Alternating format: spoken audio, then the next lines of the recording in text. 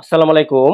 দ্বাদশ শ্রেণীর ব্যায়াম শাখার শিক্ষার্থীরা, আনামতা টিউটোরিয়ালের পক্ষ থেকে সকলকে জানাই আন্তরিক শুভেচ্ছা। আশা করি আল্লাহর রহমতে তোমরা সকলেই ভালো আছো। আশা করি তোমাদের বিগত পরীক্ষাগুলো খুবই ভালো হয়েছে। তোমাদের 24 তারিখ ডিজিটাল টেকনোলজি ইন বিজনেস 2 এর উপর যে পরীক্ষাটি হবে তার উপর একটি সাজেশন তৈরি করছি। আশা করি তোমরা যদি আমার এই সাজেশনটি অনুসরণ করো, ইনশাআল্লাহ এখান থেকে শতভাগ কমন পাবে। তাহলে চলো আগে মানবন্টন নিয়ে আলোচনা করি, তারপর আমরা প্রত্যেকটা অধ্যায় ভিত্তিক ধাপে ধাপে সাজেশনটা নিয়ে আলোচনা করব।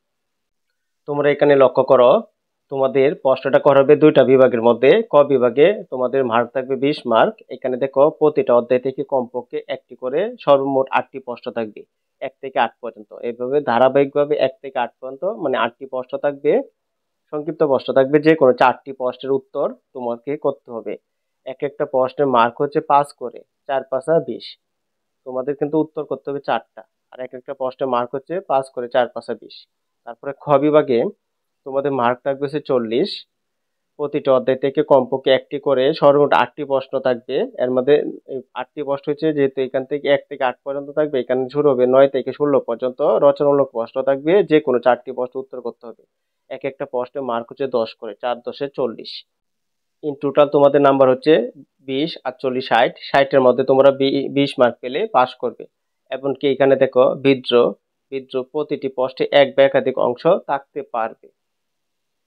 এখানে দেখো রচনামূলক প্রশ্ন যেহেতু 10 মার্ক করে, তাহলে এখানে তোমাদের দুইটা ভাগে ভাগ করতে পারে। যেমন 9 থেকে যেহেতু শুরু হবে, 9-এর মধ্যে তোমাদের ক খ এভাবে দিতে পারে। দুই ভাবে করতে পারে, সরাসরি 8টি প্রশ্ন করতে পারে, অথবা এক একটা প্রশ্নকে দুইটা ভাগে ভাগ করেও করতে পারে। আশা করি তোমরা মানবন্টনটি বুঝতে পেরেছো। এখন আমরা সাজেশনটা নিয়ে আলোচনা করব প্রত্যেকটা অধ্যায় ধাপে ধাপে।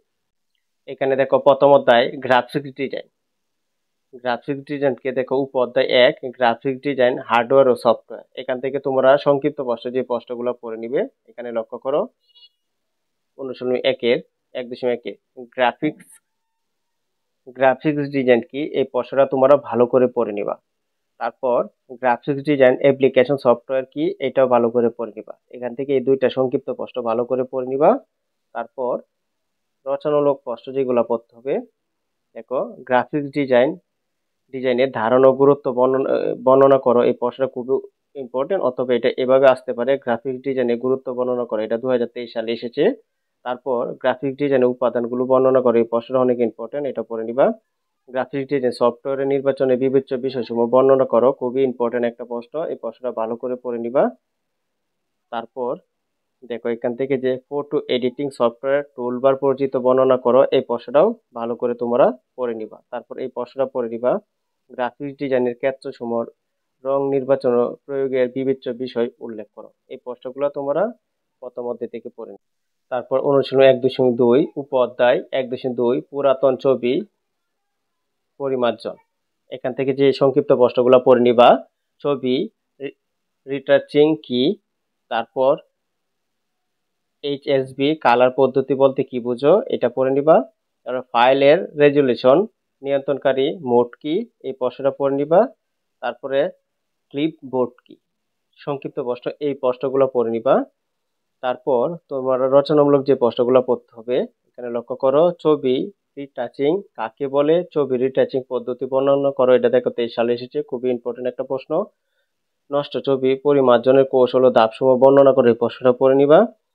ছবি বা ইমেজ এডিটিং এর রং উজ্জ্বলতা কনট্রাস্ট এর সমন্বয় ও বিবেচ্য বিবেচ্য বিষয় উল্লেখ করে, এই প্রশ্নটাও পড়ে নিবা তোমরা।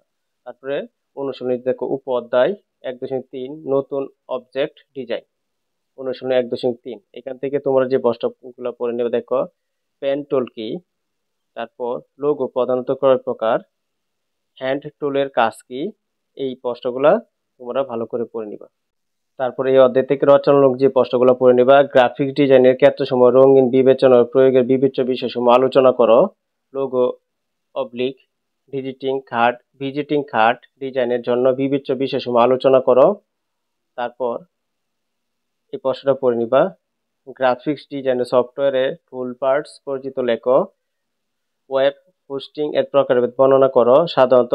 সাধারণত ফটো প্রিন্টারের মধ্যে পার্থক্য উল্লেখ করো। এই প্রশ্নগুলো খুব ভালো করে পড়ে নিবে, ইনশাআল্লাহ এখান থেকেই কমন পাবে। তারপর দ্বিতীয় অধ্যায় থেকে যে প্রশ্নগুলো তোমরা পড়ে নিবা, ওয়ার্ড পেজ ভিত্তিক ওয়েব পোর্টাল। এখান থেকে যে সংক্ষিপ্ত প্রশ্নগুলো পড়ে নিবা। অনুশীলনী 2 ওয়ার্ডপ্রেস কি, এই প্রশ্নটা পড়ে নিবা। তারপর সিএমএস কি, এই প্রশ্নটা ভালো করে পড়ে নিবা। ওয়ার্ডপ্রেসের সুবিধা লেখো। সিএমএস কি উদাহরণ দিয়ে লেখো। তারপরে ওয়ার্ডপ্রেস ভিত্তিক ওয়েব পোর্টালগুলো ধারণা দাও। তারপর ওয়ার্ডপ্রেস প্লাগ ইন কি, এই প্রশ্নটা পড়ে নিবা। তারপর সিএমএস প্রণীত ওয়েবসাইটগুলো কার্যকারিতা যাচাই করার পদ্ধতি বর্ণনা করে, এই প্রশ্নগুলো সংক্ষিপ্ত প্রশ্নগুলো পড়ে নিবা।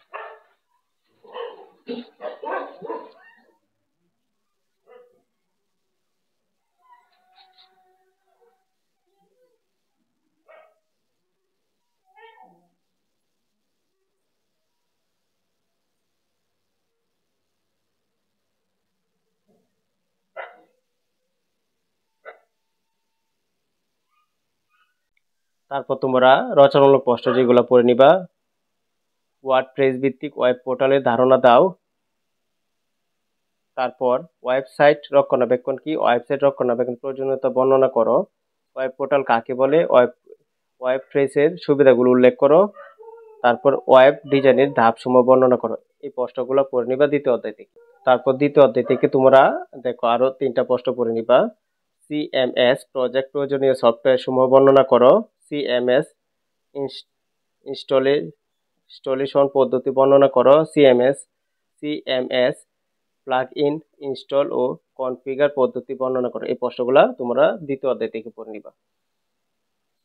তারপরে তৃতীয় অধ্যায় ওয়েবসাইট ডিপ্লয়। এখান থেকে দেখো, এখানে উপ অধ্যায় 3.1 ওয়েবসাইট ডিপ্লয় থেকে আমরা যে প্রশ্নগুলো পড়ে নিব।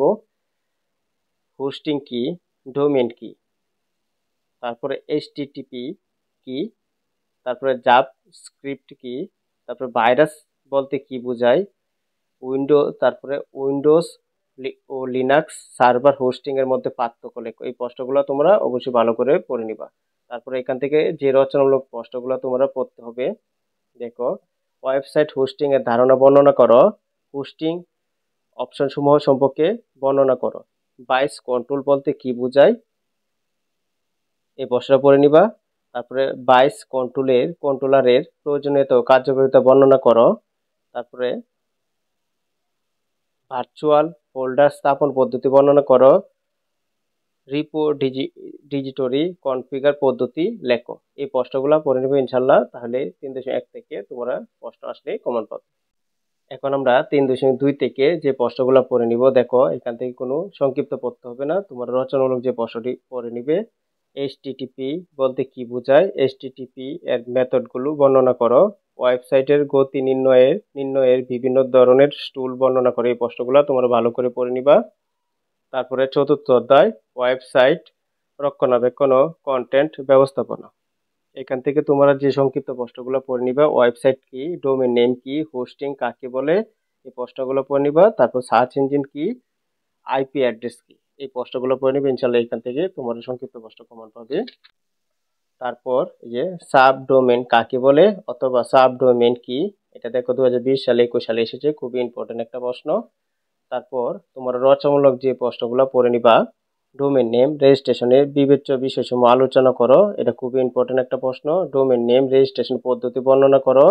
হার্ডওয়্যার সফটওয়্যার ও ব্র্যান্ড উইথ বিবেচনা করে একটি ওয়েব হোস্টিং পরিকল্পনা করে দেখাও। হোস্টিং সার্ভার নির্বাচন পদ্ধতি বর্ণনা করো। তোমরা এই প্রশ্নগুলো পড়ে নিবে ইনশাল্লাহ। এখানে 4.1 থেকে তোমরা যদি প্রশ্ন আসে এখান থেকে কমন পাবে। তারপরে অনুশীলনী 4.2 সি প্যানেল কি, তারপর সি প্যানেলের কাজগুলো লেখো। তারপর সি প্যানেল উপাদানগুলো নাম লেখো, অথবা সি প্যানেলের উপাদানগুলোর নাম লেখো, অথবা সি প্যানেল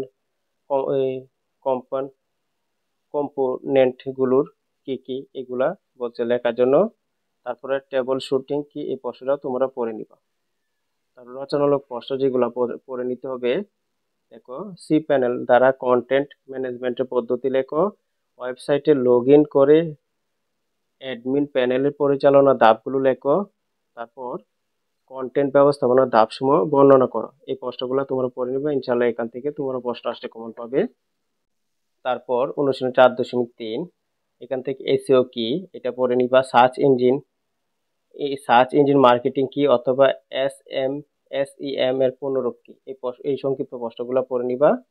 তারপর এফটিপি এর কাজ সংক্ষেপে লেখো, অথবা এফটিপি সার্ভার ফাংশন বলতে কি বোঝায়, এই প্রশ্নটা ভালো করে পড়ে নিবা। তারপর ওয়েবসাইট রক্ষণাবেক্ষণ বিষয়গুলো উল্লেখ করো, অথবা কি কি বিষয় বিবেচ্য, এই প্রশ্নটা ভালো করে পড়ে নিবা। তারপর রচনামূলক যে প্রশ্নগুলো পড়ে নিবা, ওয়েবসাইটের বিজ্ঞাপন পদ্ধতিগুলো আলোচনা করো, ওয়েবসাইটের টেকনিক্যাল সমস্যা সমূহ চিহ্নিত করা পদ্ধতি লেখো। খুবই ইম্পর্টেন্ট প্রশ্ন। আশা করি প্রিয় শিক্ষার্থীবৃন্দরা আমার ক্লাসটি তোমরা বুঝতে পেরেছো। যদি আমার ক্লাসটি তোমাদের ভালো লেগে থাকে তাহলে অবশ্যই আমার চ্যানেলটি সাবস্ক্রাইব করবে, লাইক শেয়ার কমেন্ট অবশ্যই করে নিবে, এবং নতুন নতুন বন্ধুদের কাছে আমার ভিডিওগুলো শেয়ার করবে, যেন তারা দেখেও ভিডিওগুলো উপকৃত হতে পারে। আসসালামু আলাইকুম।